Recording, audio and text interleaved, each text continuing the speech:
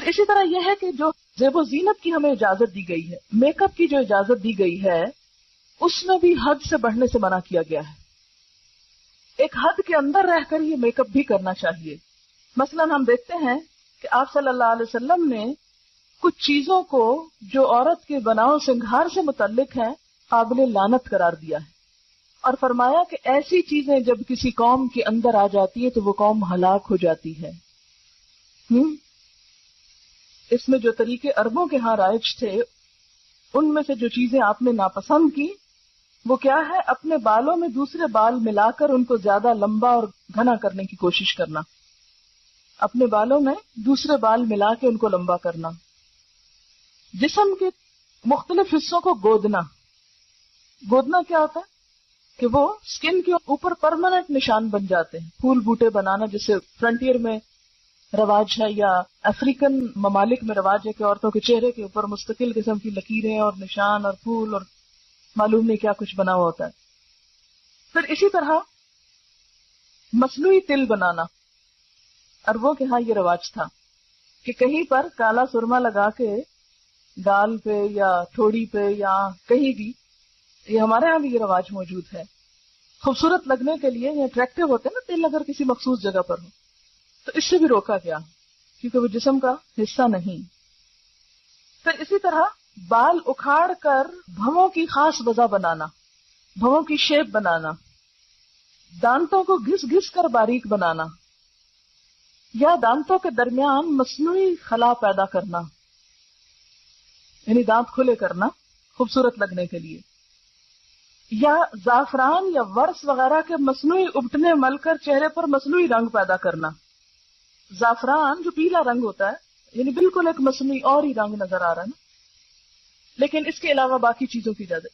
اس میں آپ دیکھیں کہ کوئی بھی ایسا کام کرنا کہ جس سے ایک دھوکہ ہو، انسان ہو کچھ اور بالکل کچھ اور نظر آئے اور دوسرا انسان اس کو اصل سمجھنے لگے، یہ چیز تو منع ہے. لیکن کچھ چیزیں ایسی ہیں جیسے سرما لگا رہے ہیں آپ، تو سب کو پتا یہ سرما ہے، اور آنکھ کے اندر جو کچھ وہ نظر آ رہا ہے نا کالا کالا، اور اگر تھوڑا باہر بھی نکال لیے تو کوئی حرج نہیں، تو وہ سرما ہی ہے.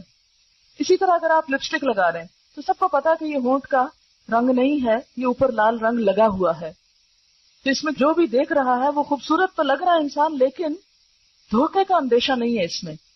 وہ جو اپٹن مل کے رنگ پیلا کر لینا یا سکن کا کلر بدل دینا جو ہے وہ دھوکے کی کیفیت ہے، کیونکہ اصل چیز بالکل ہی نیچے سے چھپ گئی ہے. اسی لیے ایسا نیچرل میک اپ تو اجازت ہے کہ جس میں انسان ذرا نکھار پیدا کر لے، اس کی اوریجنل کچھ نہ کچھ چیز نظر آ رہی، لیکن وہ کہ جو بالکل ایک نئی چیز بنا کے رکھ دے. جیسے ہمارے ہاں عموماً بیوٹی پارلرز پر جب دلہنیں تیار ہوتی ہیں تو اصل نہ کھال نظر آتی ہے نہ بال نظر آتا ہے، کچھ بھی نہیں، بالکل ایک نئی مخلوق نظر آتی. اور جب شوہر ان کو اس روپ میں دیکھتا ہے تو ایکسپیکٹ کرتا ہے کہ بیوی ایسی ہو. تو اس لیے دلہنوں کو بھی ایسا سنگھار کرنے سے روکا گیا ہے کہ جو بالکل آرٹیفیشل قسم کا ہے. کوئی بھی پرماننٹ نقش و نگار جیسے وہ گودنا اور گدوانا جس کو کہتے ہیں، یا آرٹیفیشل اتنی کلر کوٹنگ کہ اصل سکن کا پتہ ہی نہ چلے، یا اسی طرح بھووں کی اصل شیپ کو بدل کر کچھ سے کچھ یا ساری اتار کے تو اپنی مرضی سے پینسل لگا کے ایک نئی شیپ دینا، یہ سب اس میں آ جاتا ہے. ہاں بھویں مثلاً یہاں سے دو جڑی ہوئی ہیں تو اب یہ کیا ہے کہ یہ ایک اوریجنل عورت کی شکل نہیں ہوتی، ایک بیماری آپ کہہ سکتے ہیں. تو اس میں اگر ان کو الگ کر لیا جائے تو وہ فطرت پر لانا ہے، فطرت میں تبدیلی نہیں ہے. فطرت میں تبدیلی کیا ہے کہ اصل سارا کچھ اتار دیا آپ نے اور اپنی مرضی سے لگایا. اور یہ جو دو جڑے ہوئے ہیں ان کو الگ کرنا فطرت میں تبدیلی نہیں، فطرت پر لانا ہے. تو یہ ایک اصول کے طور پر سمجھ لیں کہ کوئی بھی ایسی چیز جو فطرت پر لانے میں مدد دے رہی ہے، اگرچہ وہ کچھ چینج کا تقاضا کر رہی ہے تو کوئی حرج نہیں، لیکن اگر وہ اللہ کی ساخت جیسے فَلَا يُغَيِّرُنَّ خَلْقَ اللَّهِ میں پیچھے آپ پڑ چکے ہیں، اللہ کی ساخت تو بدل رہی ہے تو وہ درست نہیں. یہ چیزیں اس لیے روکی گئی کہ یہ انسان کی صحت کے لیے بھی نقصان دہ ہے.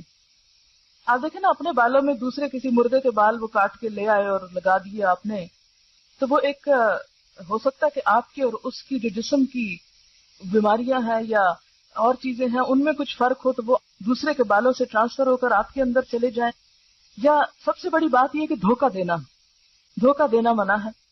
کہ کوئی سمجھے کہ یہ اس کے اپنے بال ہیں اور اپنے ہیں نہیں. تو یہ ساری چیزیں جو ہیں جو دھوکہ دہی میں آئے، فطرت کو بدلنے میں آئے، اللہ کی ساخت بدلنے میں آئے، وہ چیزیں درست نہیں ہیں. پھر اسی طرح زینت کا جو ہے ذکر ہوا کہ جس سے انسان آرائش کرتا ہے اپنی، تو اس میں بھی غلوب سے کام نہیں لینا چاہیے. اب یہاں سے کوئی یہ نہ سمجھے کہ قرآن تو کہتا ہے بیوٹیفائی کرو اپنے آپ کو، لہذا جس طرح چاہو کرو. یہ معنی نہیں ہے اس کا، کیونکہ بیوٹیفیکیشن میں بھی اللہ تعالیٰ نے اور اس کے رسول صلی اللہ علیہ وسلم نے کچھ حدود مقرر کی ہیں. مثلا حدیث میں آتا ہے لعن الرسول علیہ الصلاۃ والسلام الواشمۃ والمستوشمۃ والواشرۃ والمستوشرۃ. رسول اللہ صلی اللہ علیہ وسلم نے لعنت فرمائی ہے گودنے والی پر، گودوانے والی پر، دانتوں کو نوکدار بنانے والی پر، اور اس پر جو دانتوں کو نوکدار بنوائے. یعنی ایسا طریقہ اختیار کرنا کہ جو پرماننٹ میک اپ کی قسمیں ہوتی ہیں، کہ مثلاً یعنی ٹیٹوز جس کو کہتے ہیں، تو ٹیٹوز صرف بلو کلر کے نہیں یا بلیک نہیں ہوتے، بلکہ اب میک اپ کی غرض سے بھی استعمال ہو رہے ہیں، اس سے بھی منع کیا گیا ہے. یعنی گودنا جو ہے وہ اس میں شامل ہوتا ہے. اور اسی طرح جو دوسری چیز ہے دانتوں کو نوکدار بنوانا، یہ اس دور میں لوگ کیا کرتے تھے، گھسا گھسا کے دانتوں کی شیپ فرق کر لیتے تھے. بریسز لگانا نہیں مراد، وہ تو اس میں تو ٹریٹمنٹ بھی ہوتی ہے نا، لیکن ایسی بیوٹیفیکیشن کہ جس سے خلق میں تبدیلی ہو جائے. اس میں آپ دیکھیے حدیث میں واضح الفاظ میں آتا ہے، بخاری اور مسلم کی حدیث ہے کہ آپ صلی اللہ علیہ وسلم نے خوبصورتی کے لیے دانتوں میں درزیں بنانے والی، اپنی دانتوں کو اندر سے گھسا کے بیچ میں فاصلہ زیادہ کرنا، اس پہ لعنت کی ہے، جو در حقیقت اللہ کی بنائی ہوئی ساخت میں رد و بدل کرتی ہیں. یعنی کوئی بھی ایسا میک اپ کہ جس سے پرماننٹ چینج جسم کے اندر ہو خوبصورتی کی خاطر، وہ منع کیا گیا ہے. اس میں آتا ہے لعن اللہ المتفلجات للحسن، کہ حسن کی خاطر دانتوں کے اندر تبدیلی پیدا کرنا. اسی طرح لعن رسول اللہ صلی اللہ علیہ وسلم النامست والمتنمست. آپ صلی اللہ علیہ وسلم نے بال نوچنے والی پر اور اس پر جو کسی سے خدمت لے اس پر بھی لعنت کی ہے. اور اس میں بھی ایک تو وہ بال ہیں جو بیماری کے طور پر ہیں، جیسے چن پر یا لپس وغیرہ پر، تو وہ نہیں. ایک وہ ہے کہ جو آنکھوں کی جو بھویں وغیرہ ہیں ان کو تراشنے کے لیے بنائے جاتے ہیں، وہ شامل ہیں. ویکسنگ نہیں آتی کیونکہ وہ اذیت کا سبب ہے نا، جو بال اعضاء میں آتے ہیں کہ عورت کو مرد بنا دے، یعنی بازوؤں پر یا چہرے پر ایسے بال کہ جو عورت کو عورت نہیں بلکہ مردوں سے مشابہ کر دیں، ان کو اتارنے کی اجازت ہے، اس سے منع نہیں کیا گیا. بلکہ اس میں آپ دیکھیے کہ طبرانی کی روایت ہے کہ ابو اسحاق کی بیوی جو نوجوان تھی اور خوبصورتی کی شائق تھی، حضرت عائشہ کی خدمت میں حاضر ہوئی اور پوچھا کہ عورت اپنے شوہر کے لیے اپنے رخسار کے بال، رخسار کہتے ہیں نا چیکس کو، صاف کر سکتی ہے؟ حضرت عائشہ نے فرمایا اذیت کو ممکنہ حد تک دور کرو، کیونکہ یہ اذیت کا باعث ہے. یعنی عورت کے منہ پر بال جو ہیں وہ مرد کے لیے اذیت کا باعث ہے. تو یہ کتاب اللباس فتح الباری میں روایت آئی ہے، تو اس کی اجازت ہے. اسی طرح بالوں میں بال جوڑنا جو ہے، جوڑا بنانا یا بالوں کو کسی بھی طرح پیچ کر کے اس میں لگا کے خوبصورت بننا جو ہے وہ بھی منع ہے. حدیث میں آتا ہے، بخاری کی روایت ہے، اللہ تعالیٰ نے بال جوڑنے والی اور جڑوانے والی عورت پر لعنت فرمائی ہے.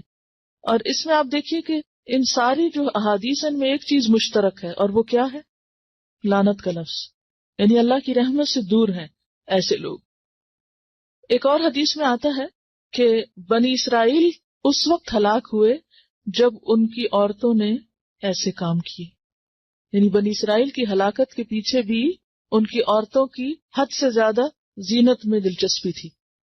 پھر اسی طرح ایک اور حدیث ہے جس سے پتہ چلتا ہے کہ بالوں کے اندر اگر کوئی جیسے دھاگے کے یا اون کے کوئی پیچز لگائے جائے تو منع نہیں ہے زینت کے لیے، جیسے چٹیا ڈالتے ہیں یا مہندی یا پراندہ یا وہ جو کلپس وغیرہ ڈالتے ہیں یا بیڈز ڈالتے ہیں، اس سے منع نہیں کیا گیا کیونکہ وہ پتہ چل رہا ہے کہ کوئی ایکسٹرا چیز ہے. اور پھر اسی طرح یہ ہے کہ خضاب لگانا جو ہے، یعنی بالوں کو رنگ لگانا، اس میں سیاہ رنگ سے منع کیا گیا ہے. لیکن جو نیچرل کلر ہیں جیسے مہندی ہے یا کوئی بھی نیچرل کلر ہے اس کی اجازت ہے. بالکل ٹوٹلی کالا کرنا جو ہے وہ منع ہے، مگر کالے کے علاوہ اور رنگ جو ہے ان کی رخصت ملتی ہے. اس میں ہم دیکھتے ہیں کہ واضح طور پر حکم ہے. ابو ہریرہ کی روایت ہے کہ نبی صلی اللہ علیہ وسلم نے فرمایا، یہود و نصارہ خضاب نہیں لگاتے تم ان کے خلاف طرز عمل اختیار کرو، یعنی بال سفید رکھنا پسندیدہ نہیں، ان کو رنگنا زیادہ پسندیدہ ہے. ٹھیک ہے، یعنی بعض لوگوں کا خیال یہ ہے کہ کلر کرنا جو ہے، یہ خضاب لگانا جو ہے، وہ شاید تقوی کے خلاف ہے. تو اس کے برعکس آپ نے کیا فرمایا کہ یہود و نصارہ اس کو نہیں پسند کرتے، کیونکہ ان کے ہاں بزرگی کی علامت کیا ہے کہ اپنے بال وائٹ کر لو. لیکن آپ نے کیا فرمایا کہ نہیں، تم رنگو. اور اس میں ہم دیکھتے ہیں کہ حضرت ابو بکر اور حضرت عمر خضاب لگاتے تھے، لیکن بعض صحابہ کو پسند نہیں تھا، جیسے طبعی طور پر جیسے حضرت علی ہیں، ابی ابن کعب، حضرت انس، ان کو پسند نہیں تھا. تو یہ نہیں کہا گیا کہ تم ضرور لگاؤ، یعنی تاکید بھی نہیں کی کہ کیوں. اگر کوئی اس لیے نہیں کر رہا، یعنی کسی اور قوم کی مشابہت میں نہیں کر رہا، اپنی ذاتی دلچسپی کی بنا پر اس کو نہیں شوق لگانے کا، تو اس کے لیے رعایت ہے. ایسا بھی نہیں کہ وہ ضرور ہی لگائے، لیکن لگانا جو ہے اس میں ممانعت نہیں. ہاں، اب کیا لگایا جائے اور کیا نہ لگایا جائے، اس کے اوپر توجہ کرنے کی ضرورت ہے. اور اس میں خاص طور پر جو صحیح مسلم میں روایت آتی ہے کہ بالوں کا رنگ بدل دو لیکن سیاہ خضاب سے پرہیز کرو، بالکل بلیک نہیں لگاؤ. امام زہری فرماتے ہیں جب تک ہمارا چہرہ تر و تازہ تھا ہم سیاہ خضاب استعمال کرتے، لیکن جب سے چہرے اور دانتوں میں تغیر آ گیا ہم نے اس کا استعمال چھوڑ دیا. بالکل بلیک سے کیوں منع کیا گیا؟ کیونکہ یہ بھی ایک طرح سے دھوکہ دینے والی بات ہو جاتی ہے. آپ نے فرمایا بہترین چیز جس سے تم سفید بالوں کا رنگ بدل سکتے ہو وہ حنا اور کتم ہے. کتم جو ہے یہ یمن کی ایک بوٹی ہوتی ہے جس کا ریڈش بلیک کلر ہوتا ہے، سیاہ مائل بسرخ ہوتا ہے. اور حنا کا رنگ تو سب کو معلوم ہے. اور حضرت عمر خالص حنا لگاتے تھے، حضرت ابوبکر حنا اور کتم ملا کے لگاتے تھے.